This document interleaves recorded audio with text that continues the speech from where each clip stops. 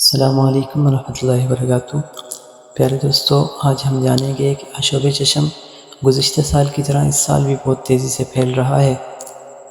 تو آج کی ویڈیو کو پورا ہمارے ساتھ دیکھیں تاکہ آپ آج کی اس ویڈیو میں اس آشوب چشم سے بچنے کی تدابیر جان سکیں کہ اس سے ہم کیسے بچیں، اپنے اندر اور اپنے بچوں کے اندر ہونے والی علامات کو جان سکیں، اور اس کے ساتھ ساتھ چند احتیاطی تدابیر کو اپنا کر اور اس ایک دعا کو پڑھ کر گھر پر ہی رہ کر علاج کو ممکن بنا سکیں۔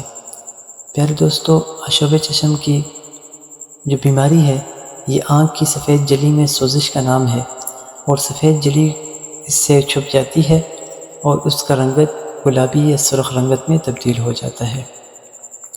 اسی طرح یہ بیماری اس سے انسان کی آنکھوں میں درد بھی ہوتا ہے اور ہلکی جلن بھی ہوتی ہے۔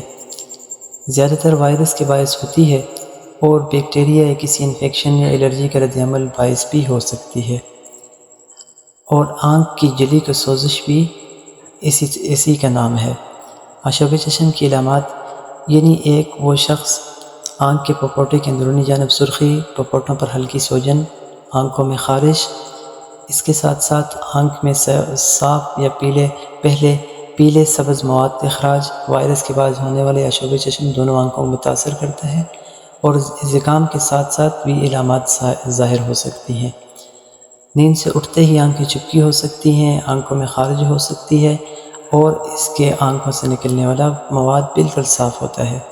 تو ایسا شخص دھوپ میں ہرگز نہ جائے، اور اس مبتلا شخص کے مریض کے استعمال شدہ ٹیشو پیپرز روئی کو جلا دیں یا زمین میں دبا دیں، اور ایسا شخص اسکول، دفاتر یا ہجوم اور مقامات پر جانے سے گریز کرے۔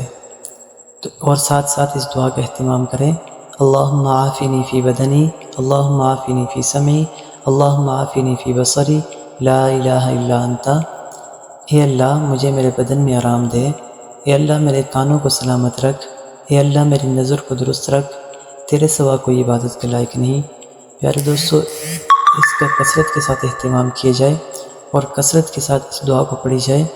اللہ رب العزت سے دعا ہے کہ اللہ مجھے اور آپ کو بلکہ تمام مسلمانوں کو اس مرض سے محفوظ رکھے، آمین۔